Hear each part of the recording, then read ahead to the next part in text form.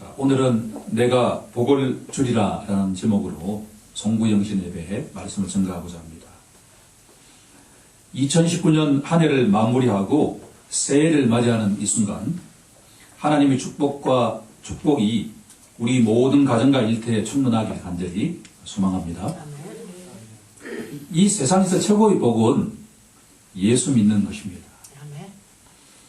그리스도의 핏값을 세우신 이 교회에서 한 해를 마무리하고 또 새해를 맞이하는 우리는 복받은 사람임에 틀림이 없습니다. 이렇게 인사하면 좋겠습니다. 당신은 복받은 사람입니다. 라고 말입니다. 당신은 복받은 사람입니다. 복받은 사람입니다. 우리 태안행제님 복받으신 분입니다.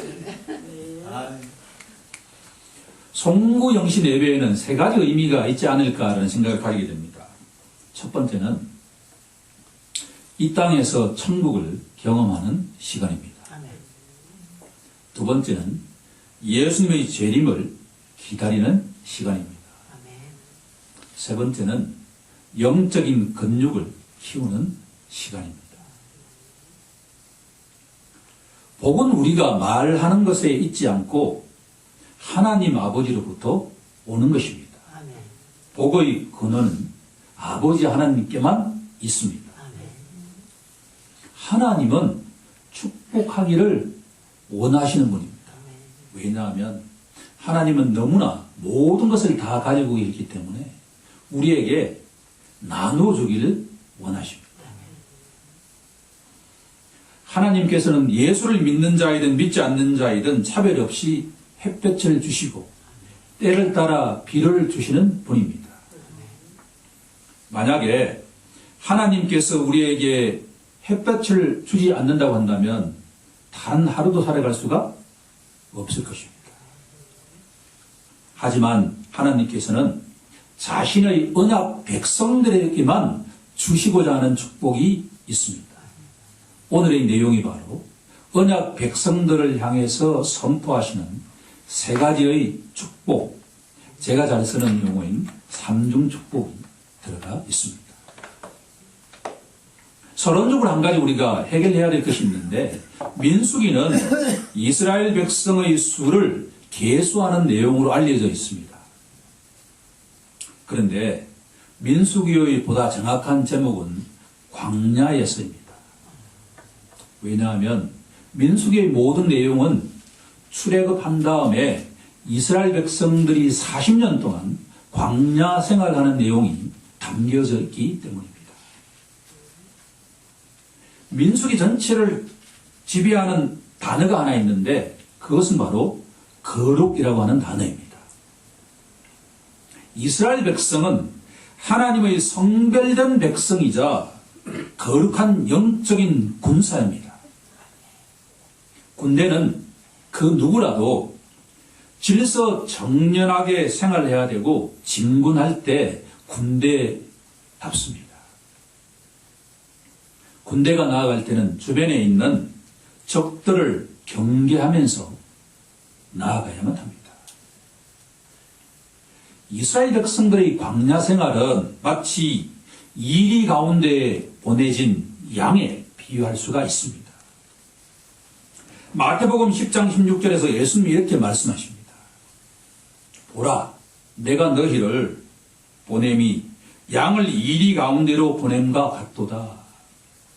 그러므로 너희는 뱀같이 지혜롭고 비둘기같이 순결하라고 말씀하셨습니다. 민수기 1장에는 반복되는 구절이 하나 있습니다. 20세 이상으로 싸움에 나갈 만한 남자를 계수하라. 하나님이 찾으시는 백성은 싸움에 나갈 만한 남자입니다. 광야 40년은 영적 전투의 현장이었습니다. 전투의 목표는 승리하는 것입니다. 전투에서 승리하기 위해서는 질서 있게 훈련해야만 합니다. 오합지졸은 백전백패이기 때문입니다. 하나님은 품위가 있으시고 질서 있는 분이십니다. 사도 바울은 고린도전서 14장 40절에서 이렇게 선포합니다. 모든 것을 품위 있게 하고 질서 있게 하라. 이스라엘 백성들은 행군할 때에도 순서가 있었습니다. 제일 먼저 앞에 나아가는 지파가 누구인가 하니 유다 지파가 제일 앞에 나갔고 그 다음에 11개의 지파가 순서대로 나아갔습니다. 성막을 칠 때에도 규칙이 있었습니다. 성전을 설치하는 지파가 따로 있었고 성전 물건을 다룰 수 있는 지파가 따로 있었고 그 모든 물건들을 옮기는 지파가 따로 있었습니다. 그런데 만약 하나님께서 정하지 않은 방식대로 행동을 했을 때는 그 자리에서 죽었습니다. 제사장 아론의 두 아들 나답과 아비후는 하나님이 말씀하지 않은 방식대로 불을 다루다가 현장에서 죽어버렸습니다. 하나님의 빚값으로 세우신 교회도 역시 품위와 질서가 있어야 되는 줄로 믿습니다. 하나님의 축복은 아무나 절대 선포할 수 없었습니다. 출애굽의 리더인 모세도 하나님의 축복을 선포하지는 못했습니다. 왜냐하면 하나님의 축복은 오직 제사장이었던 아론과 그 아들들을 통해서만 선포되었기 때문입니다. 본문 22절을 보면 여호와께서 모세에게 말씀하시기를 너는 아론과 그 아들들에게 이스라엘 백성을 축복하라고 말씀하고 있기 때문입니다. 하나님께서 축복하시는 내용은 세 가지입니다. 첫 번째는 하나님께서 너를 지켜주시기를 원하신다라고 하는 것이고, 둘째는 하나님께서는 너에게 은혜 베푸시기를 원하신다라고 하는 것이고, 세 번째는 하나님께서는 너에게 평강 주시기를 원하신다라고 합니다.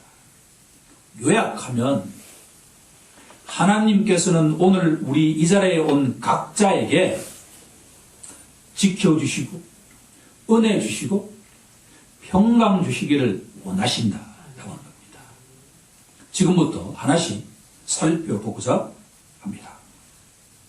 첫 번째로 하나님께서는 우리 각자를 눈동자처럼 지켜주시기를 원하신다라고 하는 겁니다.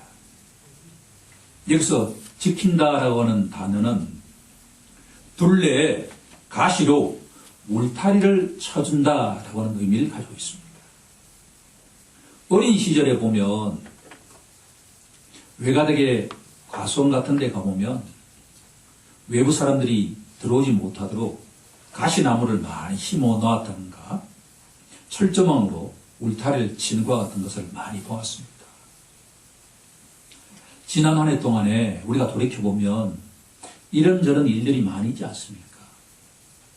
그래도 우리가 이 마지막 날 이 예배당에 와서 하나님께 경배와 찬송을 드리고 진리의 말씀에 귀를 기울이게 한다는 것은 하나님께서 우리를 울타리 쳐주셔서 건강을 지켜주시고 여러 가지 때에 맞는 축복을 주셨기 때문에 이 자리에 와 있을 수 있다라고 하는 것을 우리는 명심해야 된다라고 합니다. 하나님은 우리를 울타리를 딱 쳐주시고 너희는 걱정 마라고 우리를 보호해 주시는 분이다 라고 하는 것을 명심하길 간절히 소망합니다. 성경에서 가장 축복받은 가정이라고 한다면 욥의 가정을 들 수가 있습니다. 욥은 자녀의 축복을 받았습니다. 아들 7, 딸 3명, 10명의 축복을 받았습니다. 재물의 축복을 받았습니다. 양 7,000마리에 낙타 3,000마리의 축복을 받았습니다. 가장 축복은 뭔고 하니 하나님을 경외하는 영적인 축복까지 받았습니다. 전무후무한과 같은 가정이었죠. 그런데 욥기 1장을 보면 하루아침에 이 가정에 환란이 찾아옵니다. 10명의 자녀들이 동시에 다 죽습니다. 재산은 물거품처럼 다 사라져버립니다. 심지어 욥은 그 건강마저 잃어버립니다. 욥의 아내가 이 남편 욥에게 하나님을 욕하고 죽으라 라고 외칠 정도가 되었습니다. 욥의 가정에 왜 이런 환란이 찾아왔는가에 대해서는 우리가 명확하게 알 수 없지만 욥은 예수님처럼 어떤 죄가 성경에 기록되어 있지 않습니다. 그것은 바로 아무런 죄가 없으신 우리 예수님께서 나의 허물과 죄를 위해서 십자가에 돌아가신다라고 하는 것을 욥을 통해서 알려주는 것이 아닐까라고 생각하면 어느 정도 짐작할 수는 있겠죠. 하지만 감사하게도 하나님께서 욥에게 인내하는 은혜를 주셔서 그 모든 환난을 잘 극복한 다음에 사도 야고보는 이 성경에서 가장 대표적인 인내의 대표 주자라고 한다면 바로 욥이다라고 칭찬하고 있다라고 합니다. 여기서 우리가 주목해 보아야 할 것은 하나님께서 우리에게 욥과 같은 고난을 주실 일은 전혀 없습니다. 그것은 욥이니까 가능한 것이죠.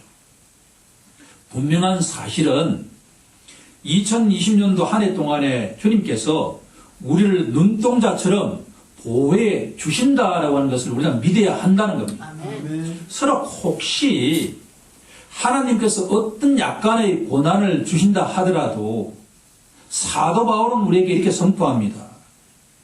하나님께서는 시험을 당할 즈음에 피할 길을 내시는 분이시다라고 하는 것을 우리가 기억하면 된다라고 하는 겁니다.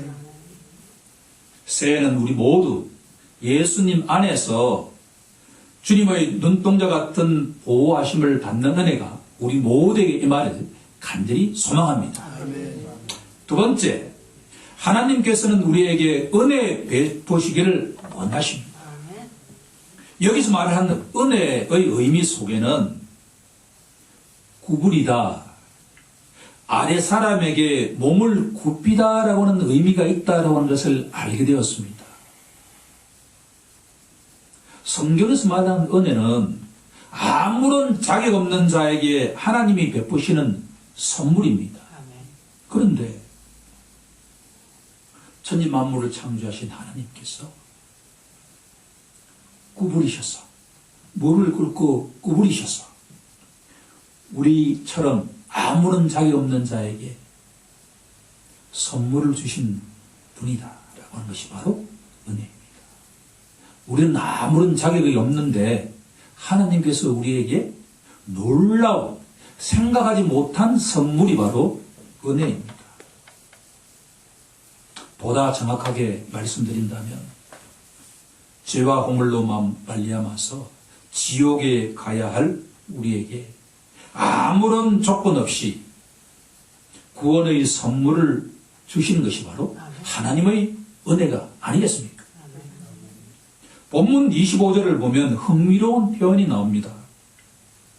하나님은 그의 얼굴을 너희에게 비추사 은혜 베푸시기를 원하신다라고 하는 겁니다. 하나님이 우리에게 선물을 주실 때 사용하는 방식이 자신의 얼굴을 우리에게 비추셔서 선물을 주신다. 이걸 뒤집어 말하면 하나님께서 만약 하나님의 그 얼굴을 우리에게서 감추시면 우리에게는 재앙이나 저주가 임할 수 있다라고 하는 것을 명심하라는 것입니다. 신명기 31장 17절에 가면 이런 구절이 나옵니다. 내가 그들에게 진노하여 그들을 버리며 내 얼굴을 숨겨서 그들에게 보이지 않게 할 것인즉 하나님께서 우리에게 얼굴을 숨기시면 우리에게는 좋지 않은 일이 일어날 수 있다라고 하는 것을 성경은 경고하고 있다라고 하는 겁니다. 시편 43편 3절은 이렇게 선포합니다. 그들의 팔이 그들을 구원함도 아니요 오직 주의 오른손과 주의 팔과 주의 얼굴의 빛으로 하셨으니. 한 영혼을 어둠에서 해방시키는 것은 주님의 얼굴에 있는 생명의 빛이시다라고 하는 겁니다. 우리가 날마다 기도해야 할 것은 하나님의 얼굴을 감추지 마시고 그 거룩하시고 영광스러운 빛을 저와 우리 가정과 우리 교회에 날마다 비추어 주옵소서라고 기도해야 될 줄로 믿습니다. 2020년 한 해 하나님께서 그 거룩하시고 영광스러운 생명의 빛을 우리 가정과 일터에 날마다 비추어 주실 것을 간절히 축원합니다. 세 번째로 하나님께서는 우리에게 평강 주시기를 원하십니다. 평강은 우리가 잘 알고 있는 말로 히브리어로 샬롬 아닙니까? 이 샬롬이라는 단어에는 수동적인 의미와 적극적인 의미가 들어가 있습니다. 샬롬은 불화나 전쟁이 없는 상태를 의미합니다. 하지만 거기에는 보다 적극적인 의미가 숨어 있습니다. 기쁨과 감사와 찬양이라고 하는 의미입니다. 우리가 잘 알고 있는 것처럼 데살로니가 5장 16절 이하는 이렇게 선포합니다. 항상 기뻐하라. 쉬지 말고 기도하라. 범사에 감사하라.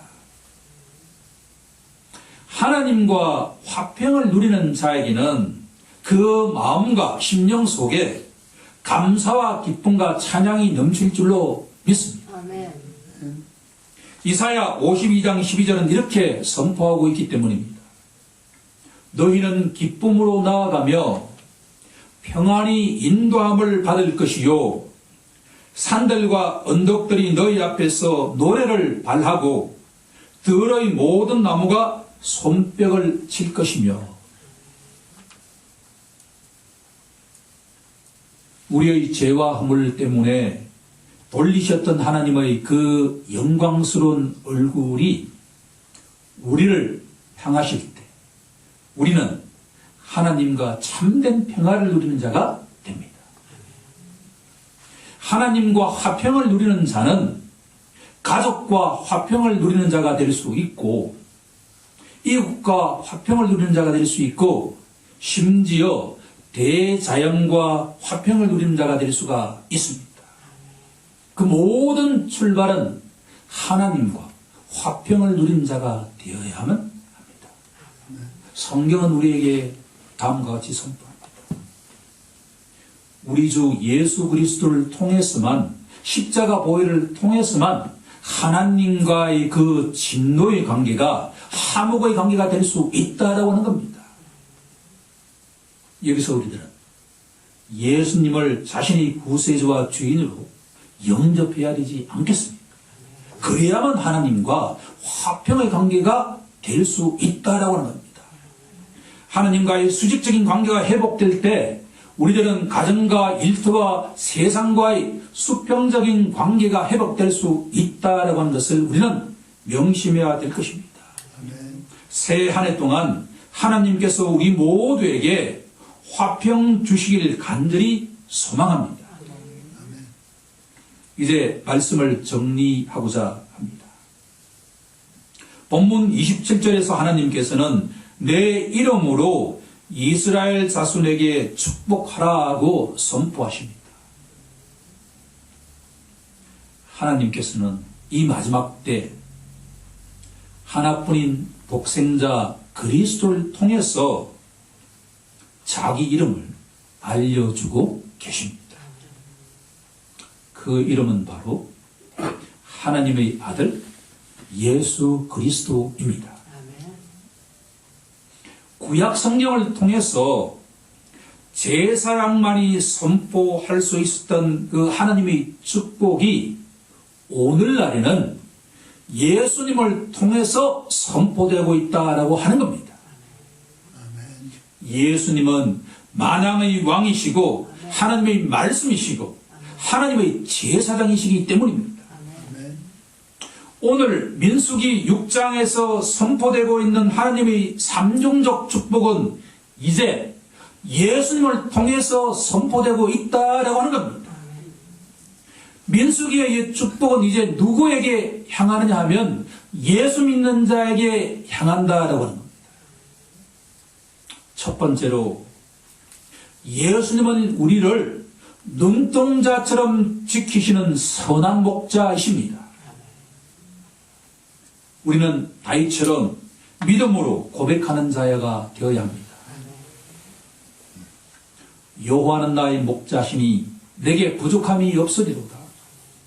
그가 나를 푸른 풀밭에 누이시며 실만한 물가로 인도하시는도다. 내가 사망의 음침한 골짜기로 다닐지라도 해를 두려워하지 않을 것은 주께서 나와 함께 하십니다. 2020년 한 해 선한 목자이신 예수님께서 우리 교회와 우리 가정과 우리 일터를 눈동자처럼 지켜주시기를 간절히 소망합니다. 두 번째로 예수님은 아무런 자격 없는 우리에게 은혜 베푸시는 구원자이십니다. 예수님은 자기 백성을 그들의 죄에서 구원하시기 위해서 이 땅에 오신 구세주이기 때문입니다. 주 예수를 믿으라. 그리하면 너와 내 집이 구원을 받으리라. 아멘. 우리 모두 예수님을 믿고서 영원한 생명을 얻길 간절히 소망합니다. 마지막으로 예수는 우리에게 평강 주시는 화목자이십니다. 예수는 지금도 예수 믿는 우리 모두에게 이렇게 간청하고 계십니다. 그리스도를 대신하여 너희는 하나님과 화목하라 라고 말입니다. 2020년 한 해 동안 하나님께서 예수님을 통해서 주시는 세 가지 축복을 날마다 누리길 우리 주 예수 그리스도의 이름으로 간절히 축원하옵나이다. 아멘.